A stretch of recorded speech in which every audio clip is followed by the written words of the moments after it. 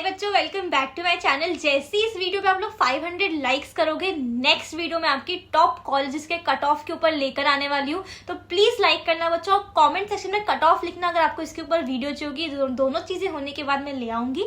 और अगर आप लोग चैनल पे नए हो बच्चों तो प्लीज सब्सक्राइब कर लेना, क्योंकि मैं आपके लिए डेली वीडियोज लेकर आ रही हूँ। सीईटी में के लिए आपकी सीईटी की पूरी प्रिपरेशन इस चैनल पे होने वाली है। आपकी स्ट्रैटेजी वीडियोस, कोई भी अपडेट्स आती है, न्यूज आती है, पेपर कैसे लिखना है, सॉल्व करना है, सब कुछ आप लोगों को बताऊंगी बच्चों। तो प्लीज सब्सक्राइब कर लेना। आप लोगों की सीईटी एग्जाम, उसके बाद भी आपके पूरे काउंसलिंग के प्रोसेस में, कॉलेज के सिलेक्शन वगैरह में, सब में मैं आपके साथ रहने वाली हूँ। सब्सक्राइब करने में कुछ भी नहीं लगता बच्चा, है ना। एक बटन दबाना है आपको सिर्फ और सिर्फ, यहाँ पे नीचे फ्री ऑफ कॉस्ट है, तो पक्का सब्सक्राइब कर लेना। और 1 लकी सब्सक्राइबर मैं आफ्टर एवरी वीडियो निकालती हूँ बच्चों, जिसको एक 1500 रुपीज का गिफ्ट वाउचर देती हूँ। तो अगर आपको भी वो बनना होगा तो सब्सक्राइब कर लें। तो बच्चों, आज की वीडियो में हम लोग बात करने वाले हैं कि केमिस्ट्री में 45 से भी ज्यादा नंबर आउट ऑफ 50 कैसे लेकर आ सकते हो। मैं मेरी जर्नी शेयर करूंगी एज एन एस्पिरेंट। आप जैसी स्टूडेंट जब मैं थी तो मैंने क्या किया था केमिस्ट्री के लिए, फिर मैंने अपनी टीचिंग करियर में बच्चों को कैसे गाइड कराऊं कि उनके 99% ला सके। केमिस्ट्री के बारे में डिटेल्ड वीडियो होने वाली है बच्चों। और केमिस्ट्री एक बहुत ज्यादा मजेदार और एक बहुत ईजी स्कोरिंग सब्जेक्ट होता है। तो प्लीज वीडियो के एंड तक बने रहना। दीदी के लिए और अपने लिए इतना तो आप कर ही सकते हो बेटा, ठीक है। केमिस्ट्री में कौन सा चैप्टर आपको सबसे ज्यादा टफ लगता है बच्चों, वो मुझे कमेंट सेक्शन में बताना। मैं आप लोगों के लिए अगर अच्छा रिस्पांस आएगा मुझे, तो मैं नेक्स्ट वीडियो आपकी उस चैप्टर को थोड़ा सा सिंप्लीफाई करने के लिए टिप्स ट्रिक्स बता दूंगी, ठीक है। आगे बढ़ने से पहले बच्चों, एक इंपॉर्टेंट चीज आप लोगों के लिए, महाराष्ट्र का number 1 crash course and mock test मैंने लॉन्च कर दिया। डिस्क्रिप्शन बॉक्स में लिंक दी है। ये क्यों महाराष्ट्र का नंबर 1 है बेटा? क्योंकि यहाँ पे सारे टीचर्स आपके IITians NITians है, जिन्होंने खुद ने सीईटी क्रैक करा है। उन्होंने 10 साल से भी ज्यादा वो पढ़ा रहे हैं, ठीक है। उन्होंने हर एक कॉन्सेप्ट को समझाया है, उसके ऊपर न्यूमेरिकल्स करवाए हैं, आपको प्रीवियस ईयर क्वेश्चन सॉल्व करवाए हैं, ठीक है। आपको नोट्स मिलेंगे। उसके अलावा आपके सारे मॉक टेस्ट में बच्चों सारे टाइप के क्वेश्चंस डाले हैं, ठीक है। क्रैश कोर्स और मॉक टेस्ट में से सेम टू सेम क्वेश्चंस आपको एग्जाम में देखने को मिलेंगे एक्चुअल सीईटी में बेटा। तो ये क्रैश कोर्स और मॉक टेस्ट बहुत आपको हेल्प करने वाला है। इससे बेस्ट आपको कहीं पे भी नहीं मिलेगा। डिस्क्रिप्शन बॉक्स में लिंक दिए, प्लीज ज्वाइन कर लेना। और अगर आपको कुछ भी डाउट होता है, ठीक है, किसी भी टाइप का डाउट है, क्रैश कोर्स मॉक टेस्ट से रिलेटेड डाउट है, पढ़ाई में कुछ भी डाउट है, तो आप व्हाट्सएप ग्रुप पे ज्वाइन हो जाना मेरे, ठीक है। वहां पे मैं आपके सारे डाउट सॉल्व कर दिया करूंगी। उसकी लिंक भी मैंने डिस्क्रिप्शन बॉक्स में डाल दी है। तो बच्चों, सबसे पहले हम बात करेंगे इनऑर्गेनिक केमिस्ट्री की, ठीक है। अब इनऑर्गेनिक केमिस्ट्री आपके पूरे केमिस्ट्री का सबसे आसान पार्ट होता है। आसान क्यों होता है? आप बोलोगे दीदी पागल हो गए, आसान कैसे बोल रहे हो आप? हमें तो याद करना पड़ता है, इतनी सारी चीजें याद होती नहीं है, और फिर आप आसान आसान कह रहे हो। तो बेटा आसान मैं बताती हूँ क्यों, ठीक है। क्योंकि आपके जो सबसे ज्यादा क्वेश्चंस इनऑर्गेनिक केमिस्ट्री में से पूछे जाने वाले चैप्टर्स कौन से, ठीक है। सबसे पहले आपका पी ब्लॉक है, यानी कि ग्रुप 16, 17, 18 एलिमेंट्स। उसके बाद आपका ट्रांजिशन इनर ट्रांजिशन एलिमेंट्स है, जो कि DNF ब्लॉक है।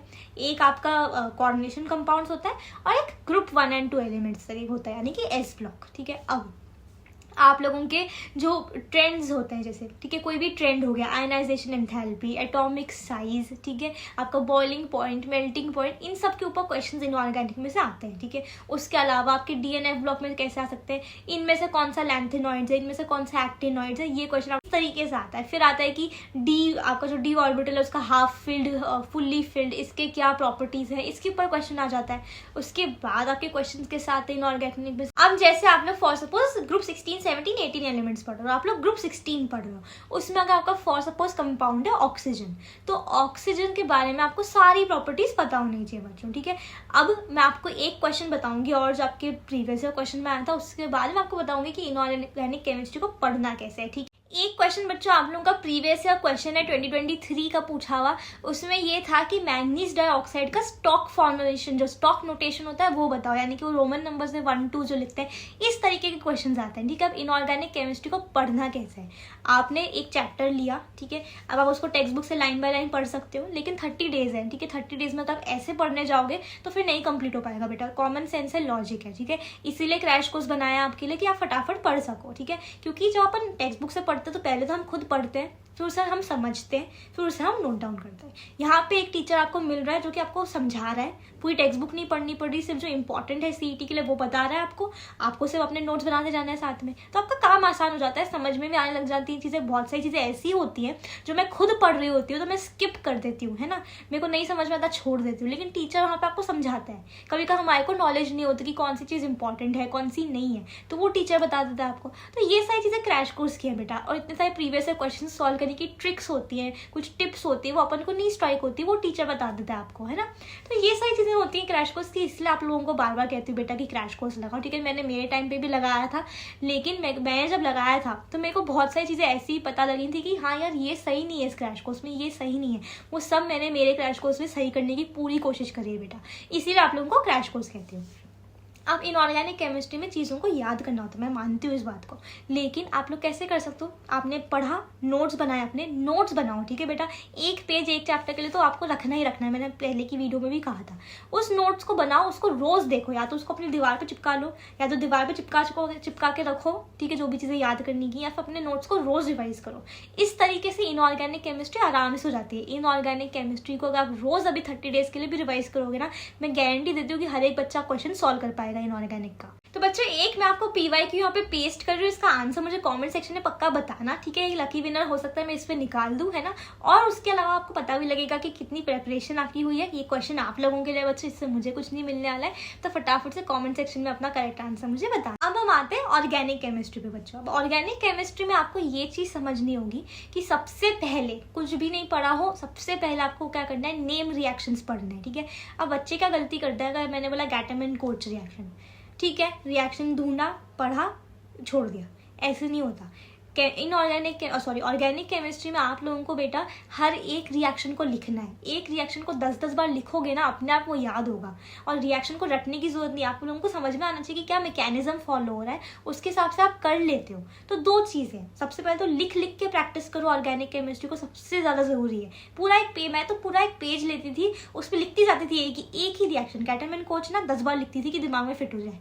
इस तरीके से मैंने किया था बेटा, और आप लोगों को भी यही बोलूँगी, क्योंकि ऑर्गेनिक केमिस्ट्री में बार बार रिएक्शन लिखने से ही होता है, ठीक है। तो सबसे पहली इंपॉर्टेंट चीज़ ये है, अगर आपको ये टिप अच्छी लगी हो बेटा तो कमेंट सेक्शन में दी और एक हार्ट डालना। कोई भी इतना कैंडिड होकर आपको ना बताता नहीं, क्योंकि उन्होंने एग्जाम नहीं दी होती, एज अ स्टूडेंट एक्सपीरियंस नहीं करा था, मैंने वो भी करा है बेटा, इसलिए बता पा रही हूँ आपको। और मैंने बहुत सारे बच्चों को गाइड भी कर दिया। तो सबसे पहले आप लोगों को ये टिप है, दी करके मेरे को हार्ट करके पक्का लिखना बच्चों, है ना।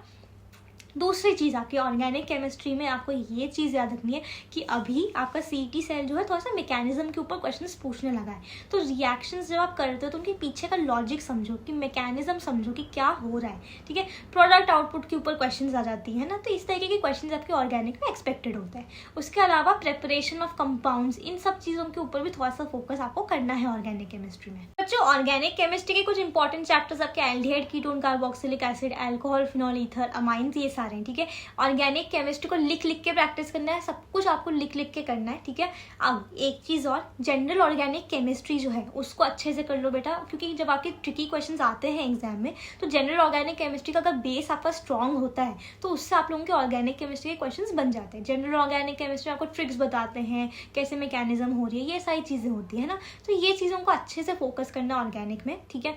अब ये आपको मैंने इनऑर्गेनिक और ऑर्गेनिक का बताया, ठीक है। फिजिकल पे जाने से पहले बच्चों ये सब चीज़ें आप करोगे, है ना। आप इंपॉर्टेंट चैप्टर्स करोगे, मैंने जो भी टिप्स एंड ट्रिक्स बोली आपको वो करोगे, लेकिन इन सबको अप्लाई करना भी आना चाहिए, क्योंकि अप्लाई करना नहीं आएगा तो फिर क्वेश्चंस कैसे सॉल्व होंगे।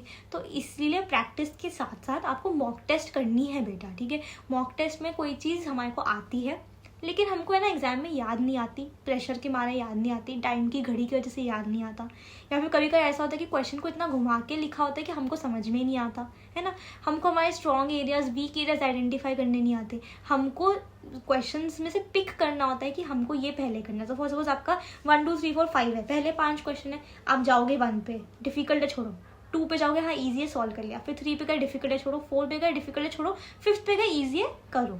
तो आप लोग ऐसे करके पूरा पेपर स्ट्रैटेजी आपको बनानी होती है। मैं इसके ऊपर भी डिटेल वीडियो ले आऊँगी, चाहिए होगा तो येस डाल देना कमेंट में। लेकिन ये सारी चीज़ आपको मॉक टेस्ट के थ्रू आती है बेटा, तो मॉक टेस्ट बहुत ज़्यादा ज़रूरी है। अपने ड्रीम कॉलेज में जाना है ना, तो मॉक टेस्ट लगाओ बच्चा, प्लीज़ मॉक टेस्ट लगाओ, है ना। डिस्क्रिप्शन बॉक्स में लिंक दिए बेटा, प्लीज़ आप लोग ज्वाइन कर लेना, क्योंकि आप लोगों का ड्रीम कॉलेज में देखना मेरा सपना है और आपका भी सपना है, मुझे पता है, और वो मॉक टेस्ट के थ्रू ही पूरा हो पाएगा बच्चों, ठीक है। ऑर्गेनिक केमिस्ट्री में एक चीज़ और याद रखना बच्चों, जब आप लिख के प्रैक्टिस करोगे ना, तो इतना अच्छे से आप लोगों को आ जाना चाहिए कि मैं आपको आंख बंद करके भी पूछूँ ना कि बेटा बताओ ये चीज़, तो आपको आ जानी चाहिए इतना अच्छे से, ठीक है। अब हम जाते हैं फिजिकल केमिस्ट्री पर। फिजिकल केमिस्ट्री में थ्योरी कम और न्यूमेरिकल न्यूमेरिकल्स थोड़े से ज़्यादा होते हैं, लेकिन बहुत आसान न्यूमेरिकल्स हैं। इंपॉर्टेंट चैप्टर्स कौन से आपके केमिकल थर्मोडायनेमिक्स हो गया, इलेक्ट्रोकेमिस्ट्री हो गया, ठीक है, केमिकल काइनेटिक्स हो गया, ये आपके इंपॉर्टेंट चैप्टर्स हैं। सॉलिड स्टेट और सोल्यूशंस बहुत इंपॉर्टेंट है, ठीक है, लेकिन यहाँ की न्यूमेरिकल्स बहुत आसान होते हैं। सॉलिड स्टेट की बात करूँ तो आपको हमेशा जेड वाली जो वैल्यू है, जेड निकालने के लिए आ जाता है, डेंसिटी निकालने के लिए आ जाता है, बहुत आसान है, एक ही फॉर्मूला, आपको सिर्फ BCC FCC के नंबर्स पता होने चाहिए, उतने में आपका हो जाता है बेटा, ठीक है। सोल्यूशंस में आपकी 4 कॉलिगेटिव प्रॉपर्टीज होती है, उनके अराउंड आपके क्वेश्चन आता है, ठीक है। सारे के सारे टाइप के क्वेश्चंस मैंने आपके इसमें कवर करवा दिए क्रैश कोर्स और मॉक टेस्ट में, ठीक है, तो आप वैसे करके कर सकते हो। एक चीज़ मैं आपको आगे बताने से पहले बताना चाहती हूँ, जो केमिस्ट्री मेरा फेवरेट सब्जेक्ट था, ठीक है, मेरे को बहुत पसंद था। जिन बच्चों को पसंद है वो मेरे को कमेंट सेक्शन में केमिस्ट्री और एक हार्ट डाल देंगे, ठीक है। जिनको नहीं पसंद है वो केमिस्ट्री और एक सैड फेस डाल दो, लेकिन नहीं भी पसंद है ना मेरा, तो भी केमिस्ट्री बहुत स्कोरिंग होता है, ठीक है, तो उसको अच्छे से पढ़ना है, आपका स्कोर आराम से बूस्ट हो सकता है केमिस्ट्री की वजह से, ठीक है, तो ये चीज़ ध्यान रखना, ठीक है। अब हम आते हैं फिजिकल केमिस्ट्री पे। तो मैंने आपको सारे इंपॉर्टेंट चैप्टर्स बता दिए, अब इनको पढ़ना कैसे। सबसे पहले हर एक चैप्टर के जो फॉर्मूले हैं, उन फॉर्मूले को एक शीट पे लिख दो, उनको रोज़ देखो, रोज़ उनको लिखो एक बार या देखो, ठीक है, उससे आपका अच्छे से फॉर्मूले हो जाएंगे।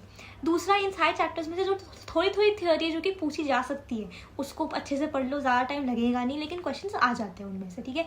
तीसरा, अब आपके न्यूमेरिकल्स आपको प्रैक्टिस करने होंगे, क्रैश कोर्स मॉक टेस्ट के थ्रू प्रैक्टिस कर लेना। और प्रैक्टिस करते टाइम बच्चों आपको क्वेश्चन पढ़ना है, गिवन लिखना है, अपनी फटाफट स्क्रिबल करना है, क्योंकि यहाँ पे तो स्टेप मार्किंग होती नहीं, फटाफट से स्क्रिबल करा, वो देखा कि कौन सी चीज़ें दी हैं, कौन सा फॉर्मूला फिट हो रहा है, बस इतना ही होता है बेटा, ठीक है। तो ये आपका हुआ फिजिकल केमिस्ट्री। तो बच्चों, इतने एफर्ट्स मैं आप लोगों के लिए ले रही हूँ, मतलब मैं लिटरली इतना मैं चिल्ला के आप लोगों को समझाने की कोशिश कर रही हूँ कि मेरी खुद की सांस फूल गई है। अगर आपको मेरे एफर्ट्स थोड़े से भी अच्छे लग रहे होंगे ना बच्चा, तो प्लीज़ कमेंट सेक्शन में है ना मेरे को एक थैंक यू लिख देना और एक लाइक डाल देना बच्चों, मेरे को अच्छा लगेगा कि मेरे एफर्ट्स आप लोगों को कुछ काम आ रहे हैं बेटा।